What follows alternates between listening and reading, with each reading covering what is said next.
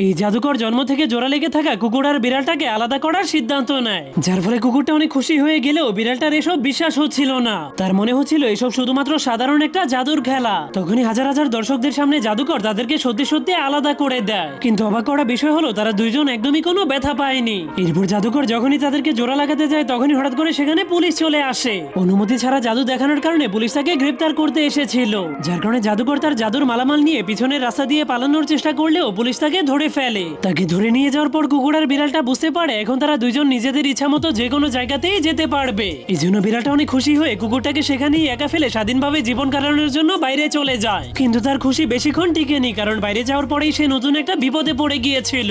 এই জন্য সে তার সঙ্গী কুকুরকে সাহায্যের জন্য ডাকতে শুরু করে দিলে তখনই তার মনে পড়ে এখন তারা দুইজন আলাদা হয়ে গিয়েছে, যার ফলে তখনই সে বুঝতে পারে সেই কুকুরটাকে ছাড়া থাকতে পারবে না। এই জন্য দুইজন আবারও এক হওয়ার সিদ্ধান্ত নেয়। বাড়িতে পৌঁছে তারা নিজেদেরকে জোড়া লাগানোর জন্য অনেকভাবে